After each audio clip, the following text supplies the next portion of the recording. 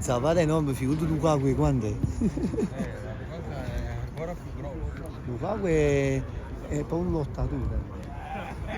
Molti sono molto grossi di capo, però poi sopra non tanto. Invece Zapata